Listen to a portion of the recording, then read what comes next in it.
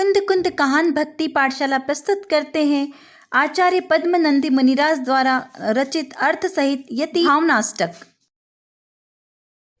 यह यति भावनाष्टक शार्दुल्य विकीर्णित छंद में रचित है। आदाय व्रतमात्मतत्त्वममलं ज्ञात्वाते गत्वा वनं निशेषामपि मोहकर्मजनितां हित्वा विकल्पावलिं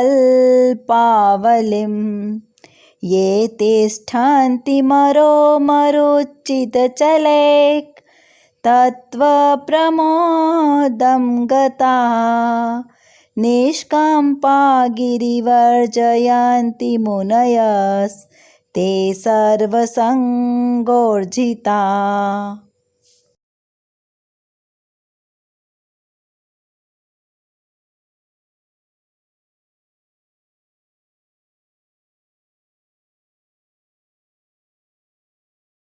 अर्थात जो मुनि व्रत को ग्रहण करके निर्मल आत्म तत्व को जान करके वन में जाकर तथा मोहिनी कर्म के उदय से उत्पन्न होने वाले सब ही विकल्पों के समूह को छोड़ करके मन रूपी वायु से विचलित न होने वाले स्थिर चैतन्य में एकत्व के आनंद को प्राप्त होते हुए पर्वत के समान निश्चल रहते हैं, वे संपूर्ण परिग्रह से रहित मुनि जयवंत हो। तो वृत्ति निरोधनेन करण ग्रामं विधायोद्धसं तस्सारत्य गतो गतं च मरुतो धैर्यश्रमाश्रित्य च पर्यङ्केन मया शिवाय विधिव च्युतेकवो ब्रद्धरी मध्यस्थेन कदाचिदर्पितदशा स्थातव्यमन्तर्मुखम्। संधि विच्छेद कर देखते हैं। चेतः प्लस वृत्ति निरोधनेन विसर्ग संधि का प्रयोग किया गया है तथा विधायोद्धसम स्वर संधि का गतागतम में भी स्वर संधि का प्रयोग किया गया है तथा इसी प्रकार व्यंजन संधि और स्वर संधि का बहुतायत से प्रयोग किया गया है। विधिवत प्लस शून्य प्लस एक भूभृद्धरी मध्यस्थेन, इसमें व्यंजन संधि का प्रयोग हुआ है। कदाचित प्लस अर्पित दशा, इसमें भी व्यंजन संधि का प्रयोग हुआ है। स्थध्यम प्लस अंतर्मुखम, इसमें वर्ण संयोग का प्रयोग किया है। अर्थात मुनि विचार करते हैं कि मैं मन के व्यापार को रोकता हुआ इंद्रिय समूह को वीरान करके वायु के गमनागमन को संकुचित करके धैर्य का अवलंबन लेकर तथा मोक्ष प्राप्ति के निमित्त विधि पूर्वक पर्वत की एक निर्जन गुफा के बीच में पद्मासन में स्थिर होकर अपने स्वरूप पर दृष्टि रखता हुआ कब चेतन आत्मा में लीन होकर स्थिर होऊंगा। धूली धूसरितं विमुक्ति वसनं पर्यङ्कमुद्रागतं शान्तं निर्वचनं निमीलितदशं तत्वोपलभ्ये सति उत्कीर्णं दृशदीव मां वनभुवि भ्रान्तो मृगाणां गण पश्यत्युत विस्मयो यदि तदा मार्गजन पुण्यवान। संधि विच्छेद करके अर्थ देखते हैं। तत्व प्लस उपलब्धे स्वर संधि का प्रयोग हुआ है। दृशदी प्लस इव, इसमें भी स्वर संधि का प्रयोग हुआ है। भ्रांतो प्लस मृगाणाम, यानी भ्रांतः प्लस मृगाणाम, इसमें विसर्ग संधि का प्रयोग हुआ है। पश्यति प्लस उद्दत विस्मयः प्लस यदि, इसमें स्वर संधि और विसर्ग संधि दोनों का प्रयोग किया गया है। माद्रक प्लस जनः, इसमें व्यंजन संधि का प्रयोग किया गया है। अर्थात तत्व ज्ञान के प्राप्त हो जाने पर पति से मलिन वस्त्र से रहित, पद्मासन में स्थित, शांत वचन रहित तथा पात्रों को मोचे हुए ऐसी अवस्था को प्राप्त हुए मुझको यदि वन भूमि में ब्रह्म को प्राप्त हुआ मृगों का समूह आश्चर्यचकित होकर पत्थर में उकेरी हुई मूर्ति समझने लग जावे तो मुझ जैसा मनुष्य पुण्यशाली होगा। वासः शून्यमठे कचिन्नवसनं नित्यं ककुमण्डलं सन्तोषोदनमुन्नतं प्रियतमा शान्तिस्तपो भोजनं मैत्री सर्वशरीरभिः सह सदा तत्त्वेकचिन्ता सुखं चेदास्ते न किमस्ति मे शमवतः कार्यं न किंचित् परः। क्वचित प्लस निवसनम में व्यंजन संधि तथा संतोषः धनम प्लस उन्नतम में विसर्ग संधि और वर्ण संयोग दोनों का प्रयोग किया गया है। शांतिस प्लस तपः प्लस भोजनम में विसर्ग संधि और विसर्ग संधि दोनों का प्रयोग किया गया है। तत्व प्लस एक चिंता सुखम में स्वर संधि, चेत प्लस अस्ते में व्यंजन संधि, किमः प्लस अस्ति में वर्ण संयोग का प्रयोग किया गया है। अर्थात यदि मेरा किसी निर्जन उपाश्रय में निवास हो जाता है, दिशा समूह ही मेरा वस्त्र बन जाता है, अर्थात किंचित प्रकार का भी मेरे पास परिग्रह नहीं रहता, संतोष ही मेरा श्रेष्ठ उपवन बन जाता है, क्षमा मेरी प्यारी स्त्री बनती है, एकमात्र तप ही मेरा व्यापार हो, सभी प्राणियों के साथ मेरा मैत्री भाव हो, तथा यदि मैं सदा ही एकमात्र तत्व विचार में उत्पन्न होने वाला सुख का अनुभव करने लग जाऊं, तो फिर प्रतिशय शांति को प्राप्त हुए मेरे पास क्या नहीं है, सब कुछ है। ऐसी अवस्था में मुझको दूसरों से कुछ भी प्रयोजन नहीं रहता है। लब्ध्वा जन्मकुलेषु चोवरवपु बुद्ध्वा श्रुतं पुण्यतो वैराग्यञ्च करोति यः शुचितया लोके स एकः कृती तेनेवोर्जित गौरवेण यदि वा ध्यानामृतं पीयते प्रासादे कलशस्तदा मणिमयो हेमे समारोपितः। वर वपु प्लस बुद्धवा में विसर्ग संधि, पुण्यतः प्लस वैराग्यम प्लस च में विसर्ग संधि, शुचितपः लोके इसमें भी विसर्ग संधि का प्रयोग है, तेन प्लस एव प्लस ऊर्जित गौरवेण इसमें स्वर प्लस और स्वर संधि का प्रयोग किया है। ध्यान प्लस अमृतम इसमें स्वर संधि का प्रयोग किया है। कलशस्तदा कलशः प्लस तदा में विसर्ग संधि है। मणिमयः प्लस हेमे इसमें विसर्ग संधि का प्रयोग किया गया है।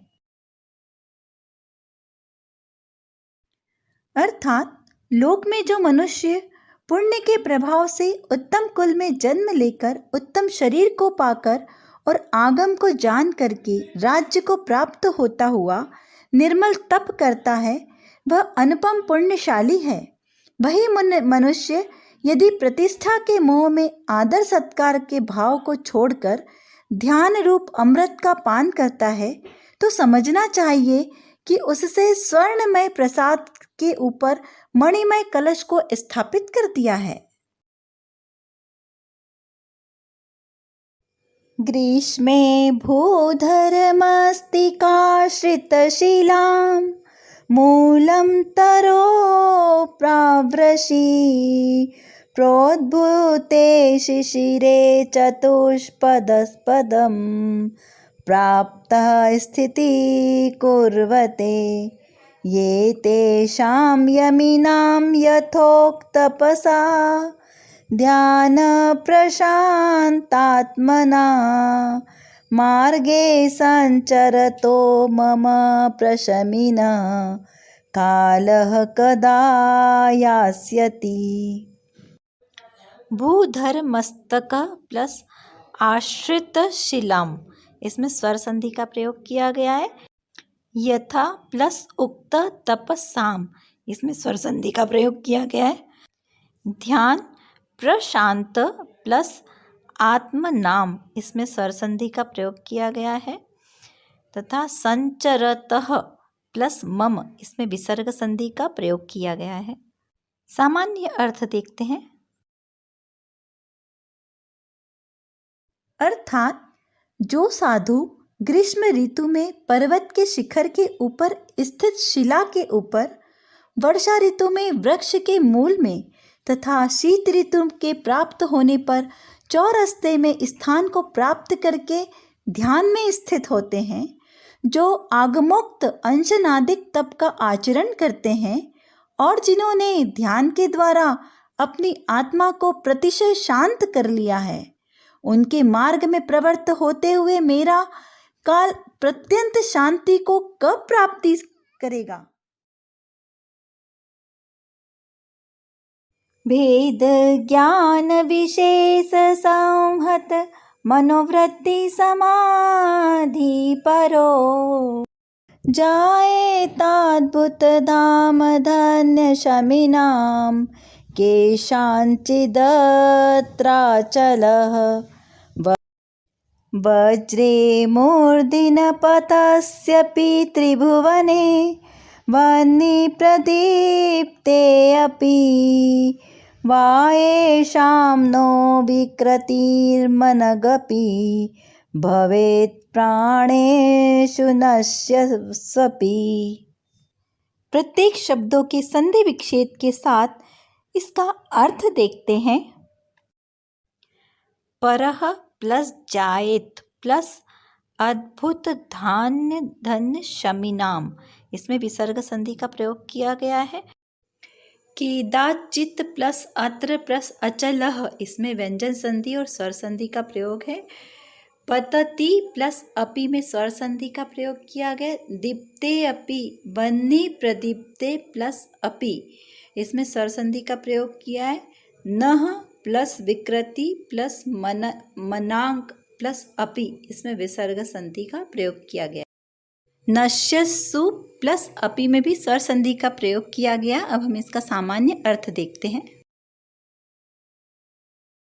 अर्थात सिर के ऊपर वज्र के गिरने पर भी अथवा तीनों लोकों के अग्नि से प्रज्वलित हो जाने पर भी अथवा प्राणों के नाश को प्राप्त होते हुए भी जिनके चित्त में थोड़ा सा भी विकार भाव नहीं उत्पन्न होता है, ऐसे आश्चर्यजनक प्रात्म तेज को प्राप्त करने वाले किन्हीं विरले ही श्रेष्ठ मुनियों के वह उत्कृष्ट निश्चल समाधि होती है, जिसमें भेद ज्ञान विशेष के प्राप्त मन का पार दुष्प्रवृत्ति रुक जाता है।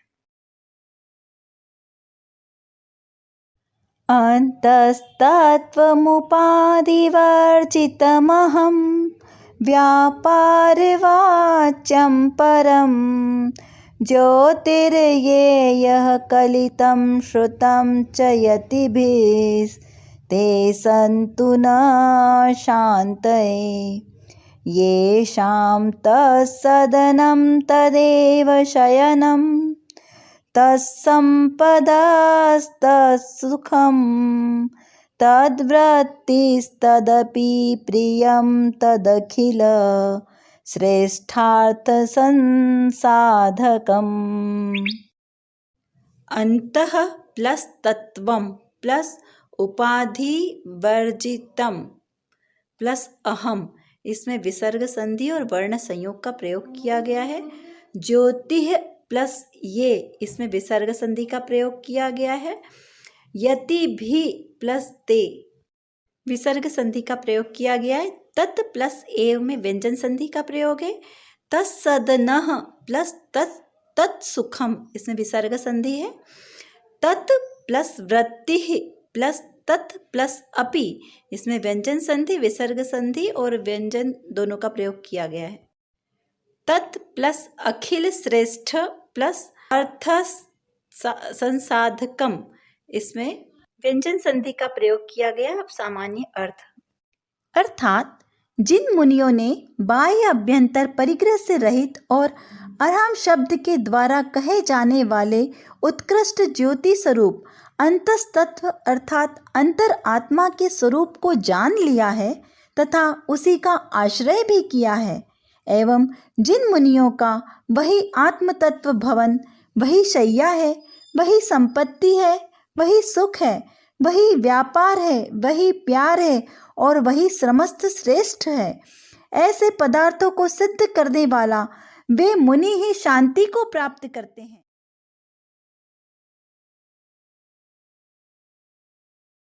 पापारिक्षयकारी दातृ नृपति स्वर्गापवर्गाश्रिया श्रीमन् पद्मनन्दिभिः विरचितं चिच्चेतनानन्दिभिः भक्त्या यो यति भावनाष्टकमिदं भव्यश्रीसन्धत् पठेत् किं किं सिद्धति वाञ्छितं न भुवने तस्यात्र पुण्यात्मनः। इसमें प्रत्येक छंद का संधि विच्छेद करके अर्थ बताया है। अर्थात आत्म चैतन्य में आनंद का अनुभव करने वाले श्रीमान आचार्य पद्मनंदी भव्य जीवों को प्रफुल्लित करने वाले गंधरादिक या पद्मनंद मुनि को के द्वारा रचा गया यह 8 श्लोक में यति भावना प्रकरण पाप रूप शत्रु को नष्ट करके राज्य लक्ष्मी, स्वर्ग लक्ष्मी और मोक्ष लक्ष्मी को देने वाला है। जो भव्य जीव तीनों संध्या कालों प्रातः, मध्यांत और संध्या काल में भक्ति पूर्वक इस यति भावनाष्टक को पढ़ता है, उस पुण्य आत्मा जीव को यहाँ इस लोक में और परलोक में कौन सा अभिष्ट पदार्थ सिद्ध नहीं होता है, अर्थात उसे सभी अभिष्ट पदार्थ सिद्ध होते हैं। इसी प्रकार यह यति भावनाष्टक समाप्त हुआ। श्री दिगंबर जैन महामुनि राज भावलिंगी संत वन जंगल में निवास करने वाले, एकाकी विचरण करने वाले, समस्त परिग्रहों से रहित मुनिराजों के चरणारविंद में बारंबार नमस्कार हो। जय बोलिए वन में विचरण करने वाले भावलिंगी महामुनि राजों की जय हो, जय हो, जय हो। जय जिनेंद्र।